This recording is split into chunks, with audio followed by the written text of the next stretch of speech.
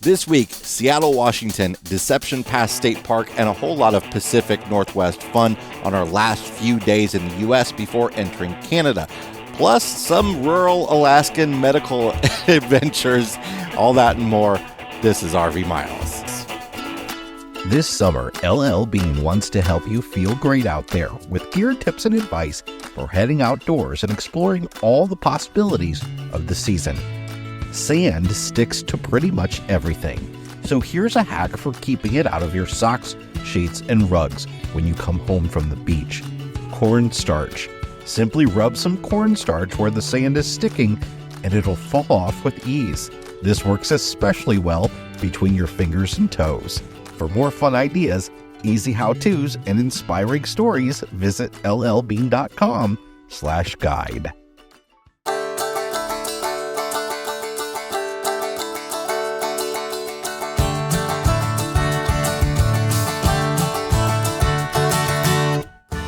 Welcome to episode number 285 of RV Miles. I'm Jason. And I'm Abby, and we are two RVers who have been enjoying the RV life since 2016, crisscrossing North America with our three boys. Here at RV Miles, we talk all things RV and outdoors, from industry news to travel destinations, our national parks, and so much more. We're coming to you from Homer, Alaska, out near the Homer Spit. This wonderful little 4.5-mile peninsula jutting out into the bay. It's just a beautiful area. However, it is entirely encased in fog right now, so we can't see a darn thing.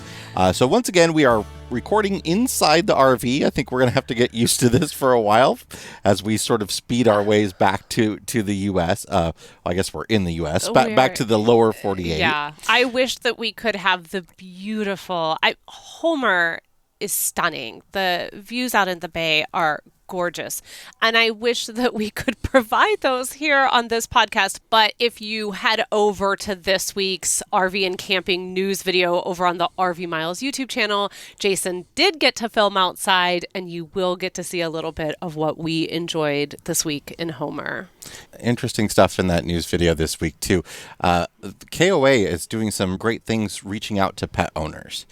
I have noticed over our travels for the last several years that KOA has really been trying to cater a lot to pet owners in sites and amenities. Or lots of them have dog parks, and a lot of them have sites now that have actual pens in the site where you don't even have to bring your own pen and everything. You don't have to have them on a leash.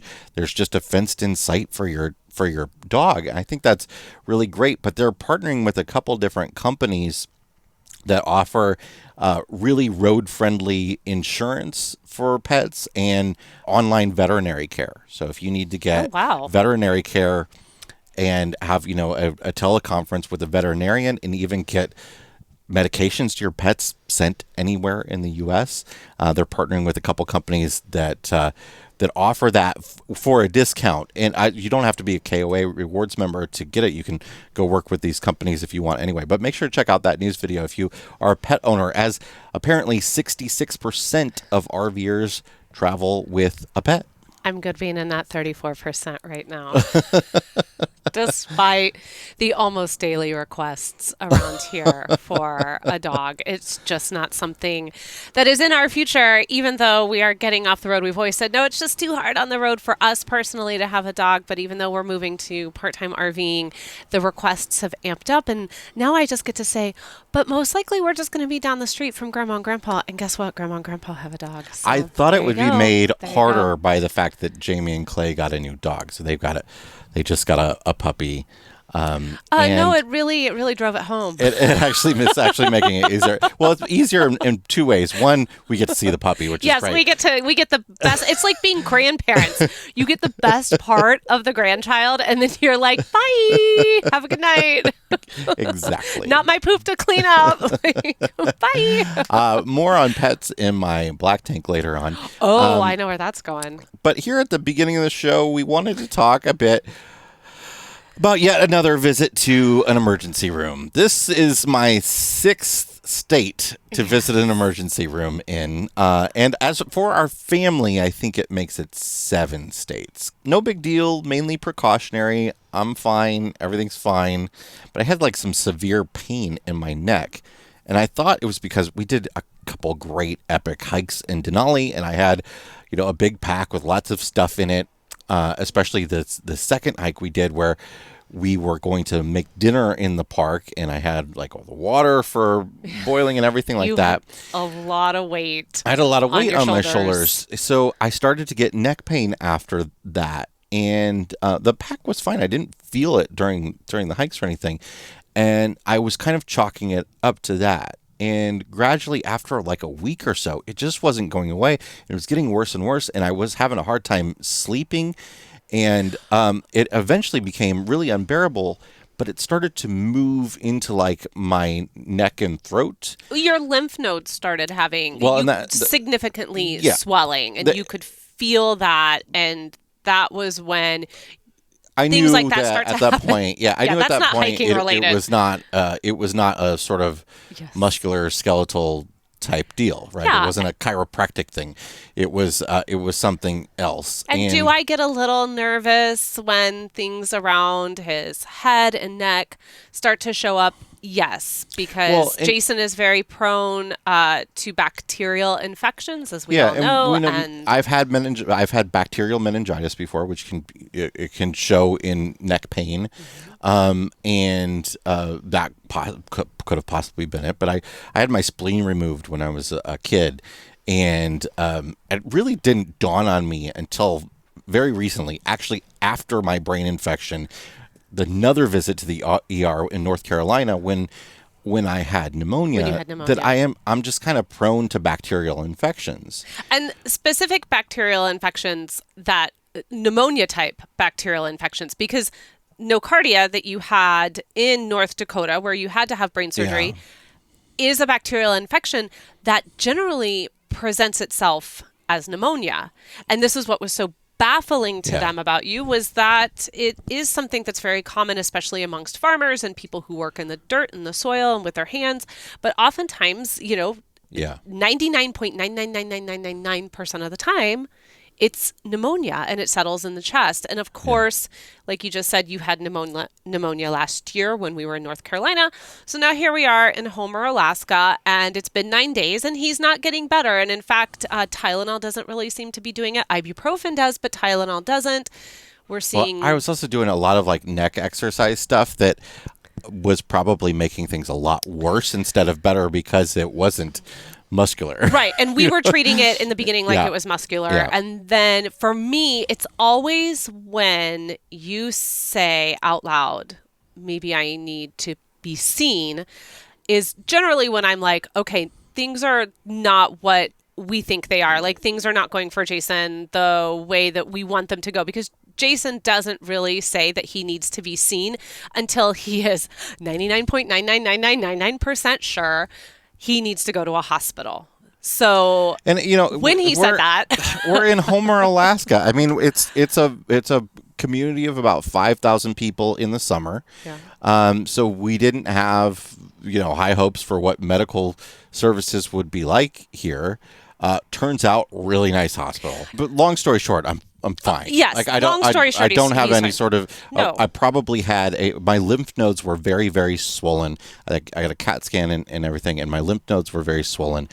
Probably due to a virus that was running its course. They gave me some medication to help with the pain, and it's getting gone. It's not gone yet, but it's getting there. Yeah, and we're working really hard to have him rest as much as possible, because we all know that is very difficult for Jason. But we have family coming into town next week, family flying to Alaska to see us, and we want Jason to be able to really enjoy that. So we're doing our best to keep Jason from working 24/7. So along the lines of of healthcare on the road, and I guess mainly emergency healthcare is what we're generally referring to.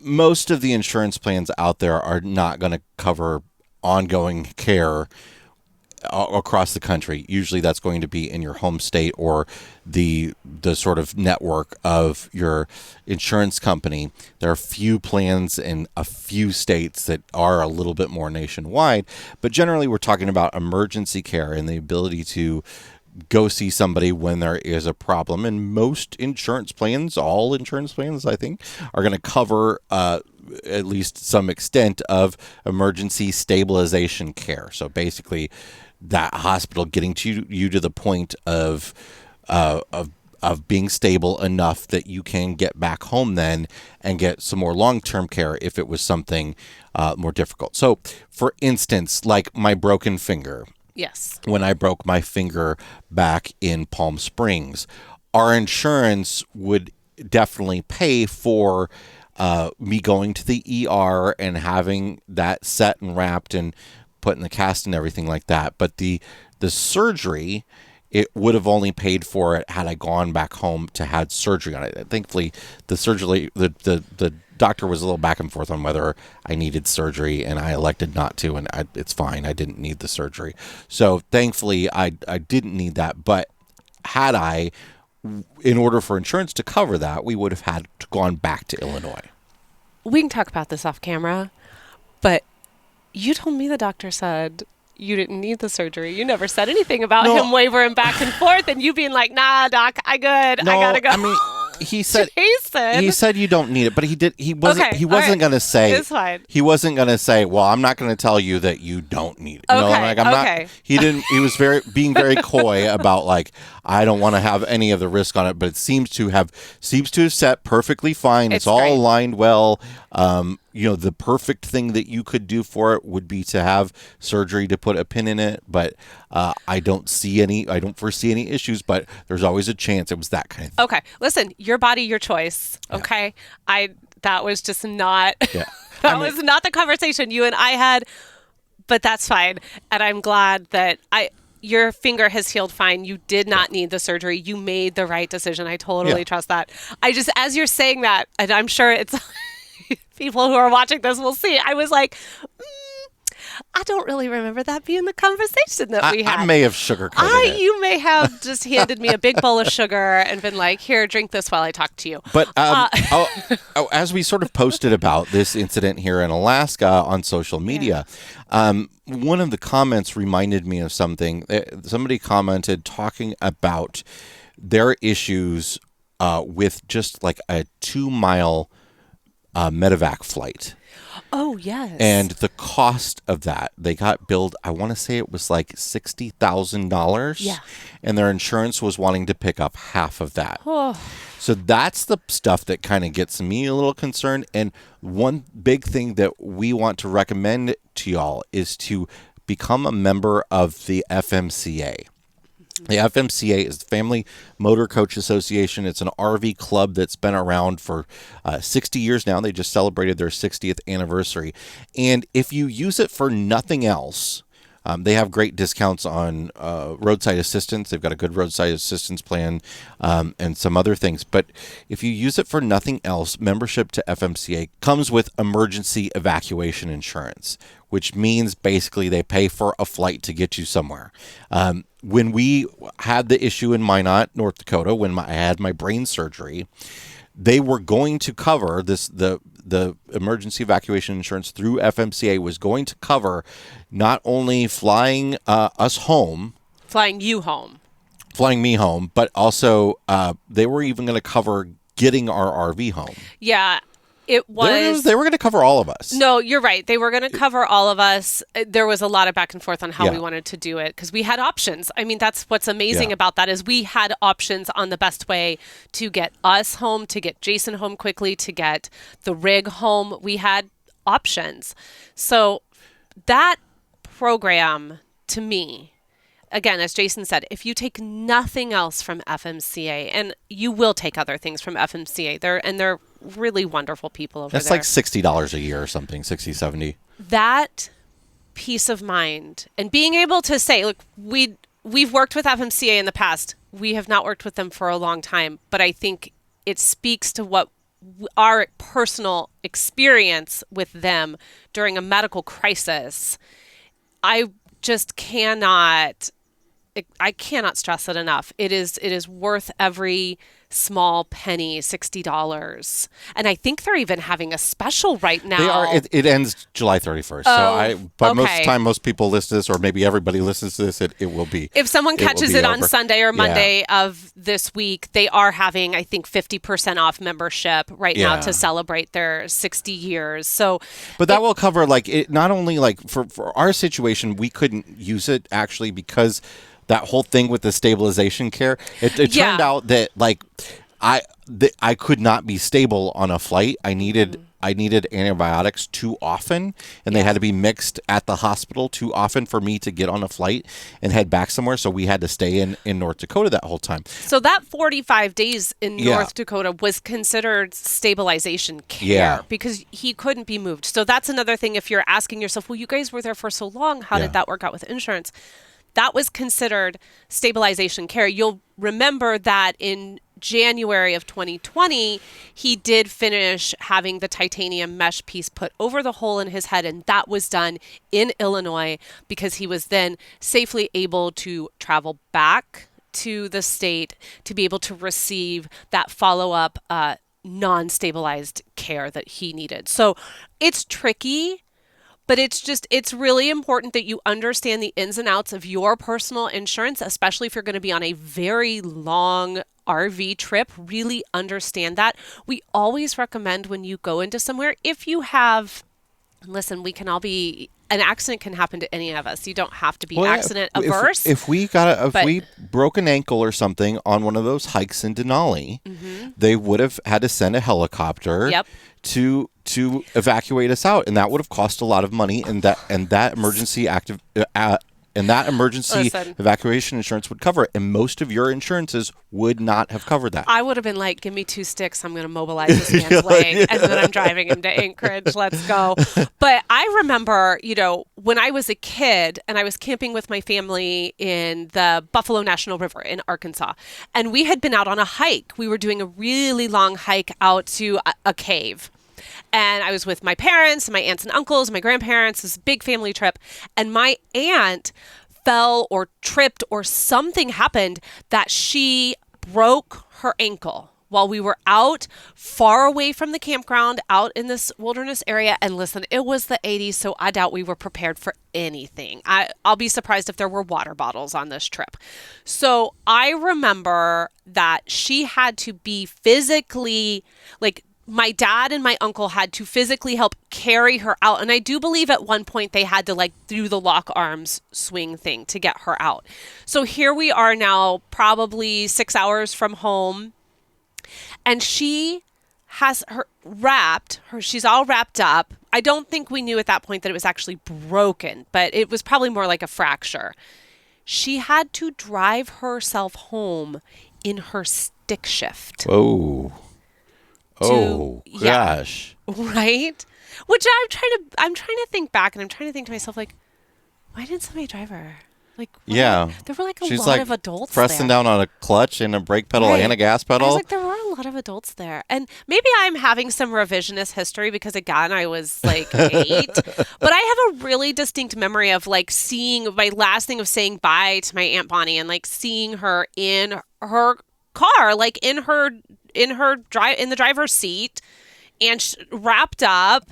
And I'm pretty sure that was stick, regardless if it was a stick shift or not, an automatic or not. I mean, that's still incredibly painful. But she had to drive all the way back because she needed... Maybe it was an automatic and it was her left foot, and she was like, "Oh, I'm fine." But I don't know. I don't think so. I wasn't there because the person that was going back with her couldn't drive it. Weird. Yeah, I don't know. There's a lot of stories probably from my childhood. New stories keep popping up that I don't remember, and then I'm like, whoa, that happened? That's crazy. So anyway, be prepared for those types of situations. Keep first aid kits with you. We've got 2 great first aid kits, one in the RV and one in our truck, and make sure that your insurance is up to date. Think about getting that emergency evacuation insurance to cover medevac flights, stuff like that. And I would recommend knowing where the nearest hospital is wherever you are. Yeah. We are so fortunate. And again, we're going to talk about this in detour because we need to move on. But we're so fortunate that this happened where it happened, because the experience we had and being able to go to this ER was shocking. So, all right, we should probably take a break. Let's take a break. And when we come back, we're going to talk about Deception Pass State Park, the busiest state park in the state of Washington. And we're going to talk about Seattle. We'll be right back.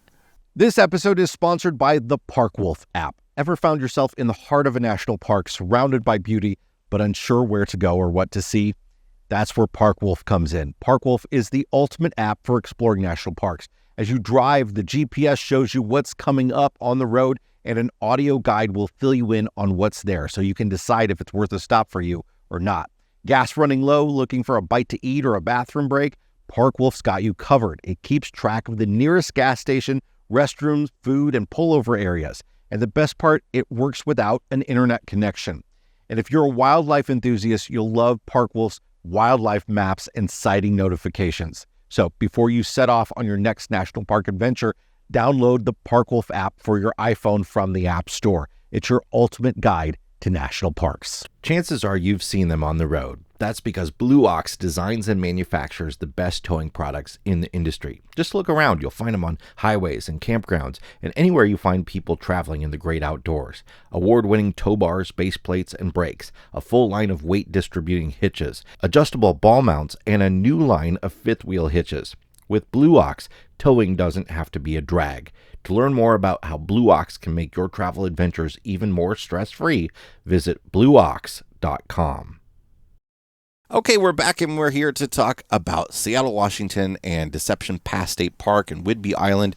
But first, a little housekeeping. We want to talk about, first of all, our America's National Parks podcast. We don't mention it a lot on this podcast for some reason. We should. We're so bad at talking about things that have to do with the RV Miles Network. So, but I really enjoyed the episode that just went out this week. It was written by our friend Lauren Eisenberg Davis, who writes a lot of our episodes. She just travels the country and visits lots of national parks and does a really great job. In this episode, it was about Fossil Butte National Monument, and particularly about a specific exhibit that happens to be in the bathrooms, and it is an exhibit on fossilized poop. And I thought it was absolutely fascinating because there's so much that scientists have learned from fossilized poop, and things like tomatoes have been around for way longer than we thought they were, because they've found tomato seeds in dung from millions of years ago. How much of our conversations on the Discovery hike centered around scat? All of them, because we didn't see any animals, we just saw poop. So yeah, and there was a lot of discussion about, is this fall poop? Is it spring poop? Is it fresh poop? Is it, how old is it? It's fascinating. And this is the thing about America's National Parks podcast. This has always been the thing that we strive to do over there, is to find stories that really encompass everything that a park is about. You go into the Grand Canyon and you've got the Grand Canyon, but there are so many other small stories and so many other little bits of that park that are being protected and preserved that are so worth knowing about as well. And we have been able to put together some writers over there who are really looking for those moments and really finding those extras about the parks. So if you haven't had a chance to go over and listen to America's National Parks, you're not really going to hear me over there anymore. I stepped out of that podcast about a year ago or so. I support it on the back end now, and Jason is the primary host over there, much like what you find over on the RV Miles YouTube channel. But it's been such a joy to see some of the stories that our writers have come up with and created for us. It's beautiful. And if you want to be reminded when a new episode's out and see what it is about before clicking on it to listen to it, the best place to do that is to get the Road Signs email newsletter that we put out every single Thursday. We list the episodes there, and we list all the content that we create around RV Miles, any new articles, anything we put out. Because we hear y'all. Y'all are like, listen, you have 57 different things going on in 57 different channels, and I don't know how to find everybody at all the things. And we get that. We feel it every week. And so Road Signs, you just go to rvmiles.com/mailing list. Road Signs is going to have every video, every podcast that has come out within that last week, like Jason just said, and you can have it all there for you. You do not have to go searching around on all of the different platforms. We're going to put it all right there for you so that you can see it. So please come and join the over 10,000 people who get Road Signs in their inbox every Thursday. And of course, it features a story from Jason and I. We rotate out each week. We share something that's on our minds, and it's just specific to that newsletter. You're not going to find it anywhere else. So rvmiles.com/mailing list. We will put it in the description for the video and in the show notes for this episode. All right, let's talk about our last few days in the lower 48 before we crossed into Canada. We did some stuff to prepare to head into Canada. Like we got the tires rotated at a Discount Tire. Love Discount Tire because it was free. And Thank you, Discount Tire. And just sort of, got rid of the alcohol we needed to get rid of, all the little things that we needed to do before we crossed the border into Canada. And don't worry, we didn't pour it down the sink, okay? Didn't pour that alcohol But in down that the sink. time, we visited two places. We visited Deception Pass State Park, and it was out on Whidbey Island. It is, like I said before, it is the most visited state park in the state of Washington. It's gorgeous. And we took a ferry ride out to Seattle for a day, and we're going to share about that. Yeah, so we have to jump way back in time, almost 2 months. When we sat down to put the show notes together for this, we were like, 2 months? It was the beginning of June. Because we did Memorial Day weekend in Seattle, and it felt like... It was the end of May. Yeah. So it felt like 400 years ago. It was a little tough. So we started off in Seattle, and we stayed at Bainbridge Island at the Fay Bainbridge Park Campground. This is a really cool park because it's got a great sort of community feel. Like it's where the people that live in that area go to camp. And they were all there for Memorial Day weekend. It was a holiday weekend vibe. Everyone was grilling. Everyone was chilling. It was like a blast. It's like right on the water, and you can see Seattle across the water. So it is on an island outside of Seattle, but and it takes a bit to get into Seattle from here, but it is right there next to Seattle. But it's 100% worth it because you get to this is another ferry ride that we took, much like in San Francisco, although I will say I think I enjoyed this ferry ride a little bit more than the San Francisco one. Definitely more than the Victoria. Definitely more than the Victoria one. Definitely. It was not sort of wide open water, so it was a lot calmer. A little bit calmer. But we went over to Seattle for the day. We did go over to Seattle on Memorial Day weekend. Ooh. And you can imagine. So why we've lumped these two together is because we really just enjoyed being at the campground for Memorial Day weekend when we were in Bainbridge. We did go over to Seattle for one day. We're going to talk about some of the things we did there, but we're also going to talk about how completely overwhelming it was. Yeah, we normally really like big cities. Yes, big cities are a big part of our travels. However, one of the big benefits of being full-timers and homeschooling the kids and working from the road is that we are not really set to a schedule, and we can do things like go to the grocery store in the middle of the week, in the middle of the day when not everybody else is going to the grocery store. We can go into the big city on a Tuesday daytime and go to the museums when they're empty and stuff. This being a holiday was wild. Yeah, we didn't do that. We went in on a Saturday, if I remember correctly, and it was packed. There was a Mariners game going on, so the boat gosh. was full of people going to the Mariners game. There was also hockey. Was it a hockey or a soccer game going on? Soccer. There was a soccer game going on. It wouldn't have been. We did get to do some of the things that, your first time in Seattle type things. So we, of course, went to the Pike Place Market. Yeah, so Pike Place Market is the big historic market area where there are all sorts of stalls of shops and things, and some great used bookstores. And I wish we could talk to you about all of them, but it was bone crushing. It was so packed. I mean, all the vendors crushing. selling like fresh flowers, and of course the fishmongers who throw the fish across the room. That was fun. Really cool to see. Yes. All that sort of stuff. We didn't buy a single thing there because it would have taken forever. Well, we couldn't get to anything. I mean, like, I'm not talking just like it was busy. Yeah. I mean, you get stuck in a funnel of people that are trying to move, and you can't get out of it. And if you are crowd averse, for some of us who have maybe post-pandemic decided that, like, hey, I really didn't hang out around crowds for like 2 years, and maybe that's just not my jam anymore. This might be like your version of torture. I'm sure it gets bad on like other weekends too. Oh, for sure. And it's the kickoff to the summer Yeah. season. It's, it was I don't know how to put it, because I was so glad we went and I wanted to be there so bad, and we got to see the gum wall, which is, whoa, that's a thing.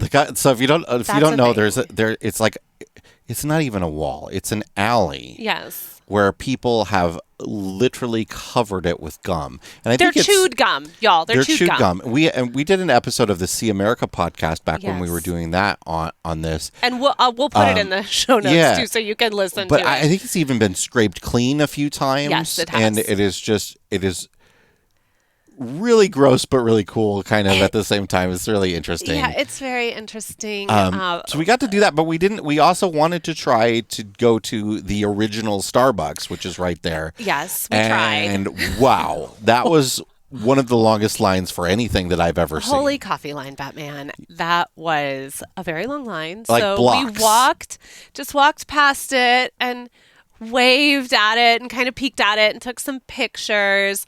We did get some really great bakery items, like sweet treats from a little stall on the little bakery corner right that by had it, yeah. that had both gluten-free and vegan and traditional bakes, and that There was was a guy like playing like a little half-size piano outside too, Yeah. and his fingers looked like he had been playing that piano nonstop for 40 years. the woman playing the violin Yeah. near the fishmongers. Yeah. She was Well, really good. What she kept playing? She was good, but she kept playing "Sweet Child of Mine" over and over. That's right. I couldn't remember what it was that she just was like, this Which is my maybe jam. that works for her on not a packed day, but when you're there and you have to like move slowly through there, and like every third song is "Sweet Child of Mine," we kind of get your routine down. Yeah, you're like, this is not sweet. so- this is awful. The Pike Place Market was really cool. It is an extensive hike to get up there. It is high up. The city is kind of on a hill, a lot like San Francisco in a way.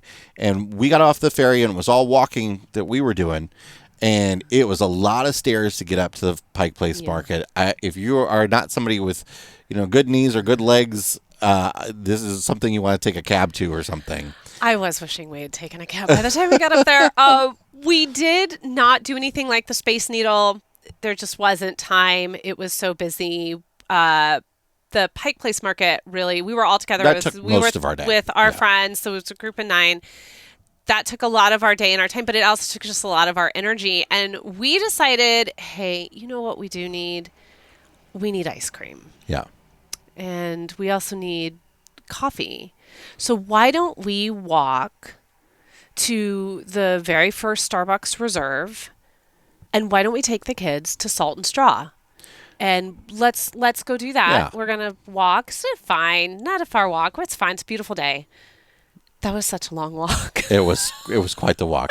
So much longer than we thought it was going to be. Salt and Straw is an ice cream chain, but it is sort of a Pacific Northwest thing. Yes. And Although we were introduced to it at Disney Springs. at Disney Springs in Florida, Yes. but I think it started in Portland. It did. Yes, we all debated that because we thought it was Yeah. Seattle, but it was really But Portland. it's really interesting ice cream flavors. Like they'll do like a turkey and cranberry ice cream, like wild stuff like that. And it's good. And it's not. very good. It's Yeah. very good. So we took the kids there. We all had some ice cream. Then we kicked it and went next door to the very first Starbucks Reserve. Well, we figured. Not next door, but Okay, close well, enough. Close enough. A few But we blocks figured, away. we figured, look, if we can't get into the very first Starbucks ever, let's go to the very first Starbucks Reserve. And that I can see, having been to the one in Chicago, which I think is I'm not sure if it's the newest one anymore, but it's one of the newer ones. It's an excellent one, regardless. And then having been in this one, you can see that they have learned from that store, because the one in Chicago is like 4 stories, and each level is a different offering, a different like themed specialty in regards to coffee. Here in Seattle, it's all just one big room, and there is not enough room for all of us. Yeah, again, it was Memorial Day weekend, and maybe it would have been less busy. It probably would have been better for us to not go with the kids. There wasn't a whole lot for them. Well, they didn't have any offerings for the kids, which was weird, because the one in Chicago has a standard also Starbucks bar where you can get, your cake pops and and your hot chocolates and all that. But if you're not familiar with what a Starbucks Roastery Reserve is, if you're not into Starbucks, which actually Abby black tanked it a couple weeks ago. But listen, I will done with Starbucks, but but not the reserves, because I gotta say, it's a cool experience. It's so cool. It's a different vibe, because the reserves are going to offer you the types of coffee that you're not going to get at a Starbucks. But then on top of that, we really like they have a coffee, like bourbon, old fashioned. They have all sorts of alcoholic beverages that are made in a really classy way around and celebrating coffee. Yeah. Like their espresso martini is hands down one of the best. They have I've ever had. some special coffee beans that they age in a bourbon barrel for this purpose. They have a bakery on site with these amazing big wood fire ovens that they'll do like focaccia pizzas and stuff like that on. The one in Chicago has like all sorts of like bakery treats as well. And so, I cannot wait to get back there in just a few weeks. But if you don't have, because we understand that not everybody, enjoys an alcoholic beverage, and that is absolutely fine. They will also have plenty of other offerings where you can have really unique to that location that you wouldn't get to experience anywhere else, really sort of experimental coffees. And so if you are into just something more than just your standard, Pike Place or Verona, then something like a Starbucks Reserve would be a really fun way to, if there's one in the city you're visiting, to go and check out. And so we did do that. Jamie and Clay had never had any of the cocktails that they offer there. So we thought that would be kind of a fun way to wrap up our time. Then we took the nice long walk back down to the ferry and took the ferry back. And that was it. That was really, we then proceeded to spend the rest of our time enjoying the campground, because it was such a fun vibe there. So we wrapped that up. We headed out. We were only there for about 4 days, and then we headed out to Deception Pass State Park, which was a first. Seattle was a first for our family. Deception Pass was a first for our family. Our friends had been to both before. Jamie grew up in that area, so it was nice having a tour guide with us who could really kind of give us some insight into the Seattle area, having lived there. We took a ferry with the RV this time. Now we're on another ferry. So at this point, the kids are like, okay, how many more ferries will you be putting us on? Yeah. And we're like, at least one more. The ferries in the Seattle area are super easy to deal with your RV. Yeah. It can be pricey. It is by length. I think it's by like the tens of feet. So if you're like 40 to 50 foot, it's so much, and 50 foot and it's above, it's so much. I think we paid somewhere around 100, 105 for the like truck, that. and we're 25 feet. We're around under 50 feet. We're under 50. I remember Jamie and Clay had to pay a little bit more than us because they are over 50 feet. So, but you just drive on, and there's one way on and one way off. There's entrance ramps on either side, so it's really simple and easy to do. They put semi trucks on these things, so it's not something you really need to worry about doing. They're very good at guiding you in and everything. And then you get out of your vehicle if you want. Some of them you have to, some of them you don't, and you ride and watch the scenery as you get to your destination. Now, pets have to stay in the vehicle. Depending on them. Some of them you can take them on the outside decks. Yeah, it really depends. So again, we can't really speak about pets Yeah. because we don't have any, but you want to check into that and make sure that your pet will be comfortable and able to do this as well. I have made a short reel on this, just if you want to see like what it looks like and how we navigated getting on. I'll link it again in the show notes so you can see it and see what it looks like if this is something you think you're going to be doing in the future. I thought this was great. It was 30 minutes. I mean, as quickly as we got on, and we all got up and got out of the truck and went upstairs, and we were up there for just a short time, and we were back down in the truck, and we were off. We headed over to our campground. It was a really short drive over to the campground. Yeah, this campground is at Deception Pass State Park. I should say Deception Pass is there's the very top of Whidbey Island, and it's named Deception Pass because George Vancouver, the guy that Vancouver's named after, Vancouver. was deceived thinking that it was a peninsula, and it was not. It was an island. So Deception Pass is just a really beautiful area, the really quintessential Pacific Northwest tide pools and rocky cliffs and arching bridges and all that sort of stuff. It's consistently named one of the best state parks in the country. So when you come into the park, you're coming in and there's the one side with like the ranger station, and that seems like the natural big entrance into the park. It is. The dump station is there. There's a campground in there. But there's another campground associated with the state park across the street, and that's where we stayed. We stayed at Quarry Pond. It was cool because we were able to book a buddy site. Yeah, in a very quiet loop, and Yes. both of our sites together in a sort of really big, wooded, beautiful state park campsite. Gorgeous. And water and electric.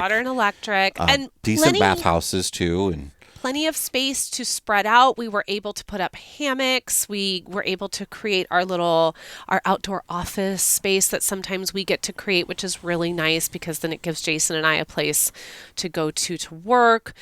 We were able to create that. The site we had was so large we could create that. We had hammocks out, and we had a separate seating area around the fire pit. It was a really enjoyable week. Water and electric at the site, no dump station, but again, you can go across the street when you head out. And actually, you have to go across the street to check in. You have to yeah. go to that other main entrance to the park to get your hang tag, and that's where the dump station and all that sort of stuff is going to happen. And, it was again, so we had come off of some pretty big, busy weeks. We have been through the Oregon coast. We had done Victoria. We had done Seattle. And so it was really nice to get up here and just kind of chill. We did a little hiking. We went into town to a really great seafood place. We got fish. We did a lot of fish and chipping. Like we got fish and chips on Whidbey Island. We got fish and chips at Ivar's in Seattle. Mm-hmm. We did a lot of. We've continued to get a lot of fish and chips as we actually had some of the best we've ever had just yesterday. Oh, y'all. I can't wait to tell you about these fish and chips. They were so good. But we did, we'll recommend one trail that we did It's like a 2-in-1. It's like a 2-in-1. Yeah, it's called Lighthouse Point and Lottie Point Loop Trail. I think all together it was about 2.4 miles. There is some steep inclines. There are some drop-offs. No actual lighthouse. No, there's no lighthouse. If you are, so when you see Lighthouse Point Trail, that might make you think that you're going to go to a lighthouse, but there's like a little box on a cliff that is a light, like an electronic sort of like. Yeah. Maybe there was monitored one light. at some Probably, point. yeah. But this is just sort of a great Pacific coastline hike where you're hiking along the water and seeing the wonderful birds. Birds were really great here, and looking out at the ships on the bay. And you get down below the two bridges over Deception Pass, which are really cool arched bridgeways. You can walk across them, but we elected to take the vehicles across, go to this trail, and kind of get up underneath them a bit on this trail. Yeah, so highly recommend that if you find yourself in this area of Washington. All right, that's it for the last little bit of the lower 48 before we headed into Canada. So the next time we talk about traveling, we're going to talk about getting into Canada. Going to one of my favorite Cool town. places we have ever been. Yeah. I cannot wait to talk about this. But yeah, it's time to get international and talk about British Columbia. But that'll be on a different episode. Yes, so it will. let's take a break, though. And when we come back, we're going to do our fresh tank, black tank. And that's it, Jay. That's what we do on the next segment. And something else. No, that's what we do. But not really. We're going to check the level of our tanks. We'll be right back. Be right back. This episode is sponsored by Harvest Hosts, the membership that allows RVers to take a rest from the road and enjoy unlimited overnight stays at over 4,000 unique locations in North America, such as breweries, farms, golf courses, wineries, and much more. Easily plan and book your next RV trip and enjoy over $1,500 in exclusive member benefits by joining Harvest Hosts. Get 15% off your first year of membership with code MILES. That's MILES. Go to harvesthost.com to become a Harvest Hosts member today and use the promo code MILE. Welcome back. It is time to check the level of our tanks, sponsored by our friend Matt's RV Reviews Liquefied RV Toilet Treatment, the No BS Toilet Treatment. You can find it in our Amazon store at amazon.com/shop/RV Miles. All right, Jay, what is in your black tank this week? This campsite we were just at. I think so. There's a situation. we were just at a campsite which was a no hookup sort of like you're parked out on the Homer Spit, and it has designated. But there are designated sites. You pay $30 for these sites. They have signposts on them with arrows. To tell you where the sites are, even if anybody wants to argue that you're in the wrong site, as happened to us there weirdly. But there are designated sites, and they're all up against the waterfront. So you each have a campfire pit, a picnic table, and some are bigger than others in regards to the amount of where your fire ring is and your picnic table. Some folks pulled in next to us, and first of all, they had a converted cargo trailer as cool. Their RV, which is really cool. Yeah, it had like this. It was like a toy hauler version too. Yeah. However, their door they built it so their door was on the wrong side, right? So it's on driver's side. Yeah, when you pull into a campsite, your door's then facing your neighbor. Like, there's a reason why our doors are all on the same side, and it's so that when we pull into a campsite, we're not using the same campsite, right? It's it's a little weird in situations like this, though, because you are along the water, and a lot of the motorhomes like to pull in forward so they can get that wonderful view out their front window. Yep. But no issue at all with the fact that they're facing towards us. The issue was they had a couple small dogs, and the dogs were off leash all the time. And they would walk them over to our site to use the bathroom right in front, like our stairs. Like the dogs are peeing like basically on our stairs to our RV. While they're standing, they're just watching. And they had their own whole site area where they could have done this. It was weird. They consistently just used our site. And so our site, we had an end site here, and it was by far the biggest site there. In fact, it was so big, and we double-checked the map because we thought this cannot just be a site by itself. But we walked over and looked at the map of the campground, and we were like, yeah, no, this is. That we could come in like at an angle so that we could have a little bit of a view but still be able to get out. And it had this little path that went out to our fire pit and picnic table in this big like open area.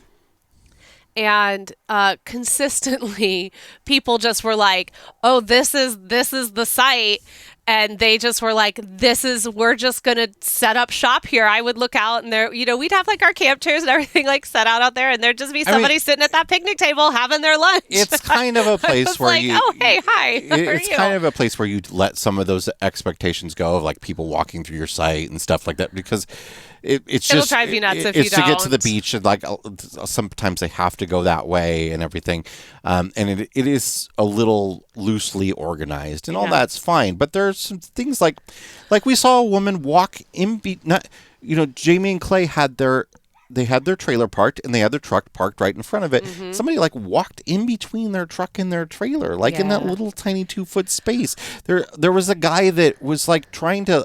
It seemed like he was trying to accuse us of not paying, or was annoyed that we didn't have. He wanted our spot, is what he wanted, our and spot, he was so trying to figure out how he wanted it to be. What he wanted was, I guess there's sometimes people make that into 2 spots.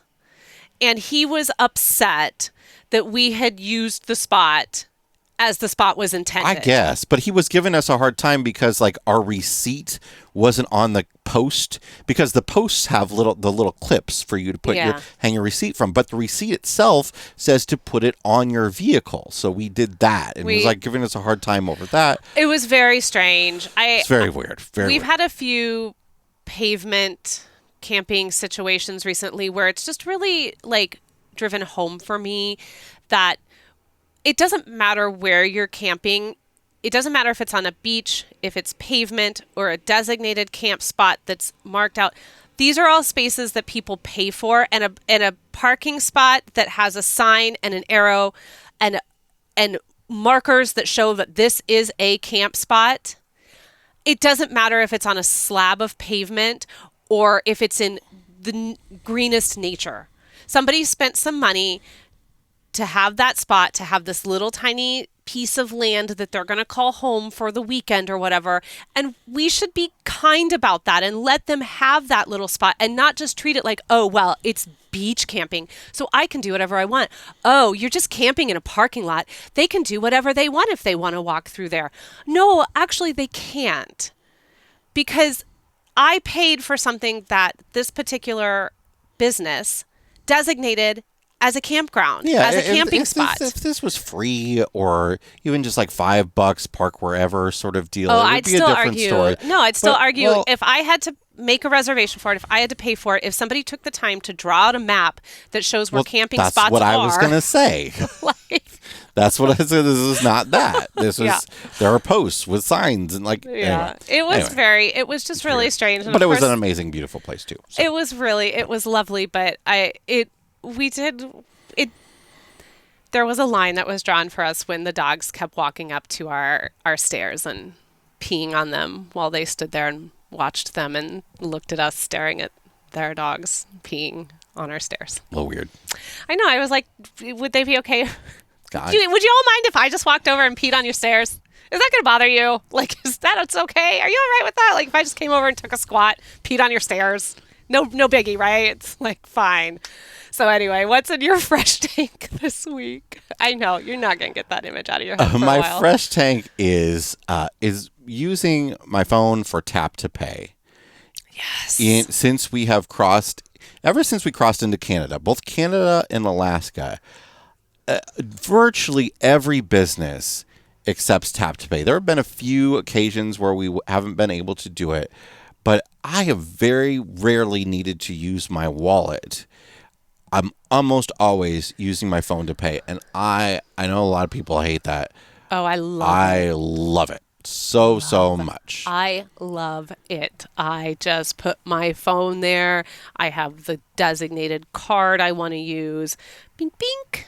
Done. Yeah, especially because like Apple Pay shows you the most recent transactions and stuff. Yesterday we were trying to figure out, we thought we maybe lost a card or didn't know where we put a card, and I could go in and see like where was the last place we used that card. You know, simple stuff like that right there at your fingertips. I really, really love, and especially Canada. Almost everywhere in Canada it was accepted. Just few places here in Alaska that have not, but for the most part I've been able to use it anywhere I go and buy stuff. So good job, Canada. Good job, Alaska. Yeah. Get on that lower 48. All right, what's in your black tank?